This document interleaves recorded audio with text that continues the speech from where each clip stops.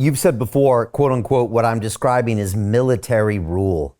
That's a strong statement, Mike. What do you mean by that? Well, it's bigger than that in the sense that, above the military are the corporate and financial stakeholders of the activity of the military. The military itself, is run by a sort of general class. And, in second or third world countries, we call them juntas. In the U.S., we simply call them, four stars or, the sort of Mark Milley class. But above that are the corporations and financial stakeholders who essentially provide the choice and the staffing of that. So the military is not necessarily where the money is. The reason you become a multimillionaire as a four-star general isn't because of your salary, while working for the military. It's the work that you do after that, when you go on to be an advisor or a member of the board and get a big equity share in Boeing or Raytheon or BAE Systems if you're in the UK. Michael Chertoff's a great example of this. He was the guy who was the first full-term DHS secretary here in the U.S. He's a guy who is another one of these godfather figures of the censorship industry. He was the functional head of the Aspen Institute's cyber working group, which was the sort of central command in many respects for censorship thought leadership. He's the guy who went on to become the interim head of the Disinformation Governance Board at the Department of Homeland Security. Well, what did he do after he left government under the Bush administration running DHS? He went to become the chairman of BAE Systems, which is UK's equivalent of Boeing, Raytheon, and Lockheed Martin combined. BAE functionally runs the British Ministry of Defense. And Chertoff also started a private sector group called the Chertoff Group, which does a lot of this geopolitical advisory group. And, one of the first people they picked up there was General Michael V. Hayden when he retired from being the head of the CIA, the head of the NSA, and being a four-star general for the U.S. government. So you have this rotating class between the military and the corporate and financial class. But, when I refer to military rule, it's because the military is essentially doing the dirty work of the corporate and financial class. They're essentially the executioners of the judicial edicts coming from that corporate and financial aspect of the blob. And the military does a lot more than just straight military. We have four theaters of war, and according to U.S. military doctrine, we've got the strategic, which is, the sort of grand strategy for how to win militarily. We have the tactical, which are the specific operations. The third category is something called logistical, which is everything from, our supply lines to our sort of production networks to actually running, the military equipment in order to support the tactics, in order to support the strategy. But the fourth category is something called political, which is the military's control over hearts and minds, because that is effectively the easiest and cheapest way to win a war is to induce a state of surrender in the political ecosystem of the country you're at war with, which is to get their own citizens and their own government to lose support for the war. And so their government at the civilian level, basically agrees to surrender or to put down arms or to reduce funding. This is how our military sees the reason we lost Vietnam, not at the strategic or the tactical, the logistical level, but because we lost political support at home and therefore lost funding and lost mandate for boots in the grounds. And so therefore effectively lost at the strategic and tactical and logistical level because we ran out of the mandate for the strategic. We lost the ability legally to do tactical strikes, and we lost the money to support the logistics. And so we lost the war because we lost the political. So after Vietnam, the U.S. military became monomaniacally obsessed with control over media and control over hearts and minds. There's the famous declaration from George Bush Sr. during the Gulf War in the 1990s, where he said, "By God, we've kicked Vietnam syndrome." And part of this was by doing all these favors for legacy media to make sure that pictures of kids coming home in body bags weren't on TV, and that CNN rode in the helicopters with them and were glorifying it rather than criticizing it. But the military has by far the largest budget of any federal government property. Most of our there's no other federal agency of the 17 or so federal agencies in the U.S. government who comes even within a fraction of the Pentagon. The Pentagon's civil affairs and their sort of hearts and minds operations dwarf anything of any other government equity. And, when the military moves into the media responds, immediately. I mean, so in the social media space, you had this NATO doctrine after the Crimea annexation in 2014.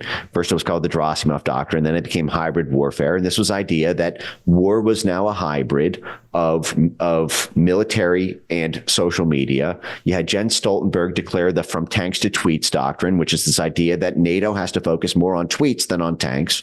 Well, when that happens, how is Facebook going to protect its monopoly in the Philippines or in Southeast Asia or in Sub-Saharan Africa or in Latin America if they lose the support of the Pentagon and the State Department and the CIA? What happens if the African Union wants to, bring in some competitor from China that undermines the market share of Google there, or undercuts the market share of Facebook or of Twitter there? Well, if you don't have the protection of the battering ram of the blob, you lose your market all around the world. You become a tiny little island parked in the US rather than a big, bad multinational corporation.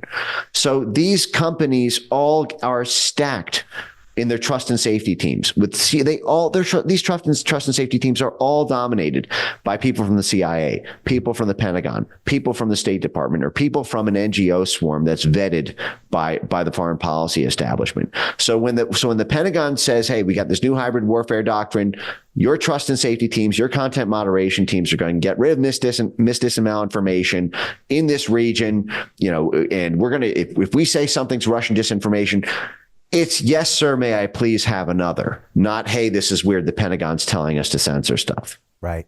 And with the Twitter files, it became very clear that there were these ex-CIA people all throughout that organization. And shocked me. I mean, I'm sure none of this shocked you, but a lot of people are like, what the hell are these people doing there? And I guess for you, you're like, this is business as usual across all these corporations. But I remember that for me was surprising. So Jim Rickards has just recorded a video that's not available to anyone in the public, and he's going to be talking about how this upcoming recession is going to be fast, it's going to be bloody, it's going to be nasty. But at the same time, he's going to show you how you can position yourself to profit from all of this chaos. Now, we've made this video only available to our viewers. Go to londonreal.tv/Jim. Watch that immediately. I can't say enough good things about Jim Rickards. He understands the global economic system better than any guest I've ever had on London Real. His predictions are almost uncannily true, and you can learn how to profit from his vision, from his expertise, and his understanding of economics. So go to londonreal.tv/Jim or click the link below. It's an excellent, excellent look on what's going to happen in the future and how you can position yourself to profit from that. Jim is one of the best in the business, one of my favorite guests on London Real, and he's very, very good at predicting the future and showing us all to profit from it. So click the link, and I hope you enjoy. The greedy bankers are about to do it again. In 2008, they crashed our financial system and nearly bankrupted the entire global economy. Then they received trillions of dollars in government bailouts. And after, they demanded fat bonuses paid for by you, the taxpayer. It turns out the banks haven't just been screwing the American taxpayers, they're also screwing over their investors. Turns out the banking industry is the worst place you could put your money, despite enormous taxpayer bailouts. Now the bankers are back to take away your financial freedom. They lie and tell you that cryptocurrency isn't safe. They try to make it illegal for you to choose how to invest your hard-earned money. They lie and say cryptocurrency is used by money launderers and criminals. But look at the record. It's the banks themselves that launder hundreds of billions of dollars every year to the biggest criminal operations in the world. Leaked documents have revealed how some UK banks have helped criminals, money launderers and Russians under sanctions American authorities discovered that the Sinaloa cartel moved $881 million through HSBC accounts as bank officials turned a blind eye to the illegality. The bankers lie and say cryptocurrency is not a real investment. Meanwhile, the smartest CEOs in the world are buying billions and billions of it. The truth is that banks lie about cryptocurrency because it makes them scared. The banks take $9 trillion per year of your hard-earned money, and they are worried that they will finally be exposed. They're scared because crypto means they can no longer control your money, which means they can no longer control you. They are scared because you might actually understand your money and intelligently decide what to do with it. Now is the time for us to come together, fight back, and take control. It's time to educate ourselves, our families, and our communities. Because financial education means financial freedom. We know that cryptocurrencies will help us build the new decentralized financial system of the future. A banking system that is of the people, by the people, and for the people. A banking system where access to finance is a fundamental human right. A banking system that is free and fair and welcomes all humans on this earth. The DeFi revolution is happening. We, the people, can no longer be fooled. We choose to take control of our finances. We choose to take control of our freedom. We choose to take control of our future. Join us, and let's take back our financial freedom forever.